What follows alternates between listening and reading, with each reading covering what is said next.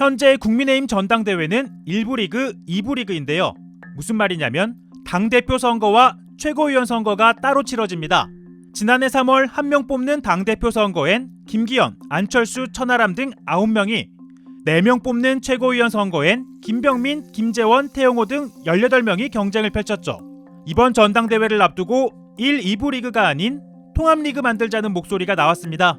두 가지의 그 전대 룰, 50대 50, 5대5 룰을 민심 반영하도록 해달라는 룰과 또 집단 지도 체제로 바꿔달라는 그 룰 변경은 한 운동장에서 뛰게 한 다음 1등이 대표, 2, 3, 4등 등이 최고위원을 하자는 겁니다.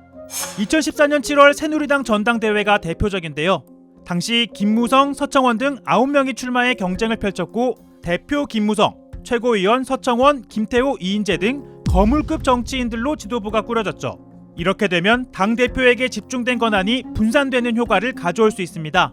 황우여 비대위원장은 이런 방식과 따로 뽑는 방식을 섞은 하이브리드 지도체제를 검토하고 있는데요.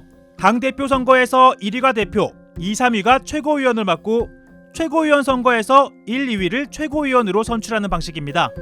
당대표 선거에 더 중량감 있는 후보들이 나서는 만큼 이들을 지도부에 여럿 입성시키자는 거죠. 그렇게 되면 당대표 주자로 거론되는 한동훈, 나경원, 유승민 등이 한자리에서 회의하는 장면이 연출될 수도 있습니다. 단일 지도 체제의 가장 큰 단점은 대표와 최고위원 간의 그 간극이 굉장히 커지는 데 있거든요. 요즘 같으면은 심지어는 한 번도 국회의원을 하지 않은 당협위원장이라든지 아니면 비례대표 초선 의원이 최고위원이 되는, 옛날 같으면 있을 수 없는 그런 일들이 자꾸 생깁니다. 그걸 막기 위해서도 지금이야말로 집단 지도 체제도 한번 검토해 볼 만한 그런 시기가 아닌가 생각합니다. 중진들로 구성해 좀 더 무게감 있는 지도부가 될 수 있다는 거죠. 그런데 단점도 있습니다. 당대표와 최고위원의 파워가 비등비등하다 보니 수시로 충돌한다는 겁니다. 잘못 전달되면 안 됩니다. 지금 네, 끝내겠습니다. 대표님, 네, 끝내. 대표님, 이렇게 할 수 있습니까?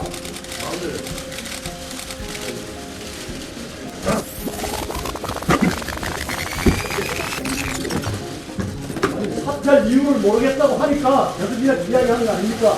삭제할 이유가 분명히 있는데. 당시 사실상 유일한 비박계였던 김무성 대표와 친박계 최고위원들 간 갈등이 끊이지 않았죠. 이번엔 친윤계, 비윤계 지도부 사이에 이런 모습이 재현될 수도 있습니다. 그러다 보니 당권 주자들도 아직 의견을 정하지 못했습니다. 속된 표현으로 콩가루 집안이 될 가능성이 좀 있습니다. 단일 지도 체제나 집단 지도 체제 다 장단점이 있고, 과연 지금 위기의 정당에 어떠한 지도 체제가 더 부합할지는 조금 더 논의가 필요하다고 생각을 합니다.